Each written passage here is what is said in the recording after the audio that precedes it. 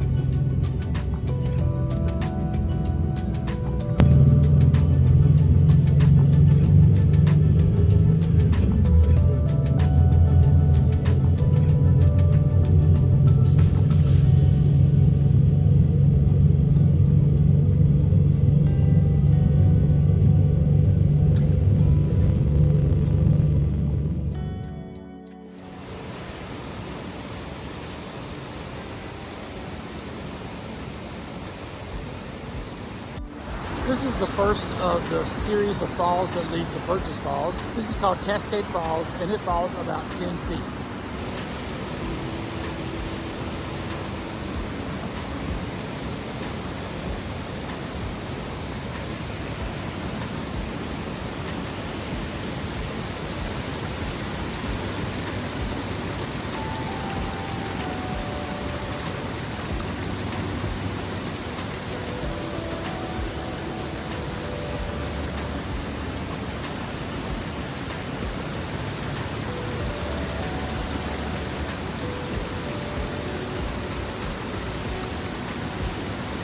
This is called Little Falls.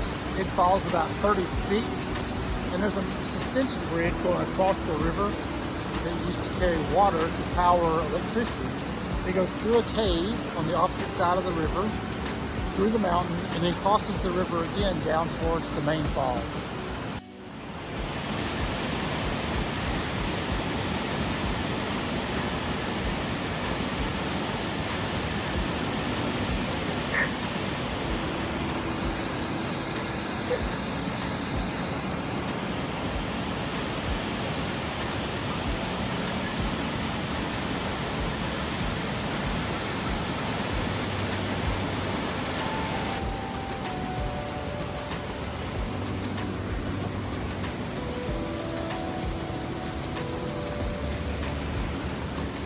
This is Middle Falls. It falls about 80 feet. It's the third fall toward the large fall of Burgess.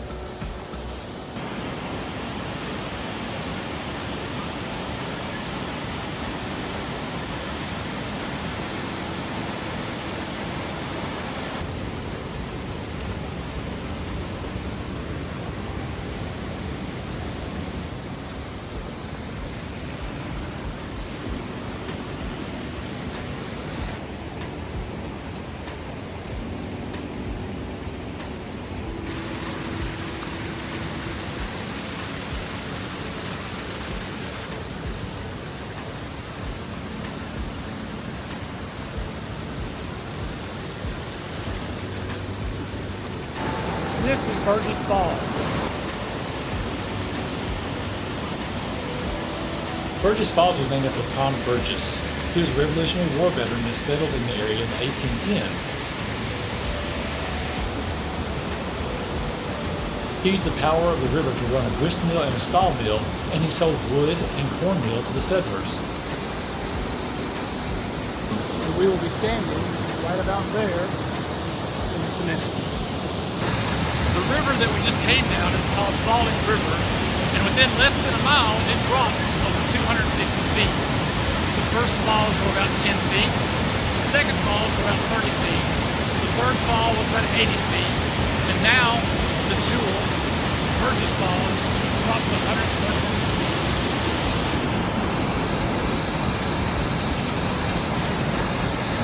The cliffs that surround the falls range between 100 and 200 feet and surrounded on all sides. When I was a kid, me and my parents would come to Center Hill Lake, and they would tie the boat up to this big rock down here, and I would climb up 136-foot cliff to where I am now at the top of Burgess Falls. I would then sit on this little outcrop right here and yell down at my mother to get her attention, and she would freak out. Then I would hike in the water most of the way up the three falls that we just passed. By myself at 10 years old in the 70s. The times were different. I had tons of fun. It was an adventure, and luckily everything went fine. And I'm back today to see Burgess Falls. Brings back a lot of memories.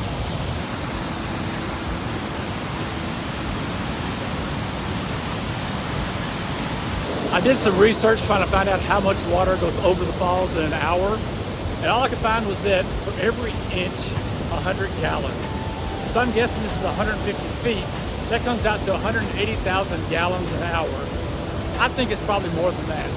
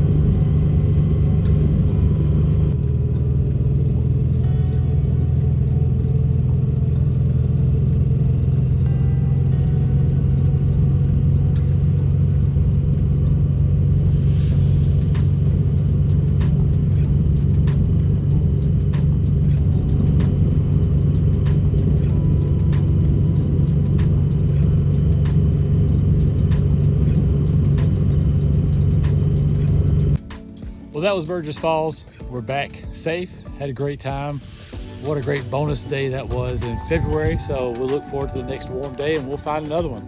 Burgess Falls is one of my favorite falls, and I never really hear anybody talk about it much. I've been there many times and it's always roaring. It's a big fall. So here's to the next warm day. We'll take another day trip. I've got another waterfall in mind. We might go to it. It's good to be home safe. I may be poor, but I'm rich on the road across America.